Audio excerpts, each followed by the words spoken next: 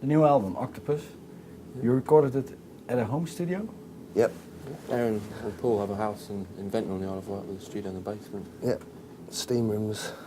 Sorry, Steam? It's called the Steam Rooms, yeah. Steam rooms, okay. What was better, recording at home or in the Abbey Road studios? Well, both as good as each other, but completely different experiences. But I'd say...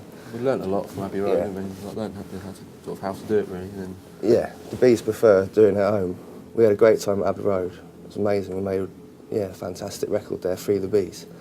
But we made our first one in a shed, which is different to the second and third again. So we just and it was on the Isle of Wight, which we're passionate about, sort of where we're from, helps our music a lot.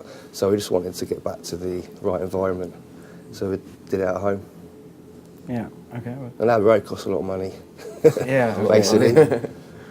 What did you learn in the Abbey Road studios? just like techniques of how to go about recording tunes as a band, you know, like, because a lot of the Free the Bees stuff was recorded as live as possible, like all the rhythm, you know, the bass and drums and some certain instruments went down together on the same take. So that was a sort of an experience, wasn't it? Because like, Sunshine Hit Me was layered tracks, wasn't it? Whereas this was like more of a band, you know, like playing together and recording together. Sort of. Okay. Yeah. And just getting to use the best studio in the world and all this equipment that gets maintained on the second, really. Yeah.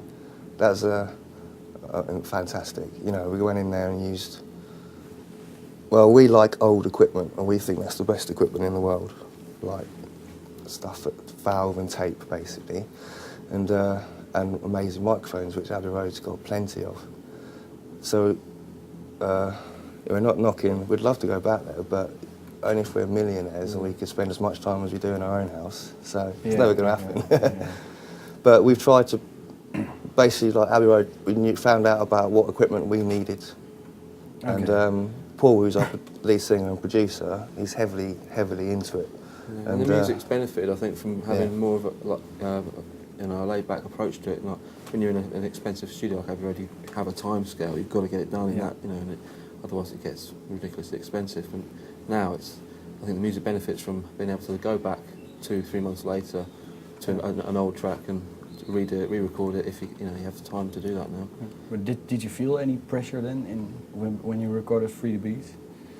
Because Not really, but a little bit. But it was a real big time for the Bees. It was a real hype moment of our Sort of picked up and swept our along lives. with it.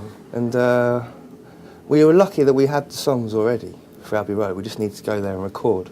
Whereas before in our shed, we'd always written and recorded at the same time. We didn't really prepare songs to record. We used the recording techniques. So we'd always have tapes and stuff. We'd always record and stuff. We've been playing a lot of the tunes live, haven't we? Yeah. Out on the road. So we didn't have that pressure. We just knew that we had to get our takes down. And it was a bit different to how the Bees did it. But no, we got through it. We got through it really well.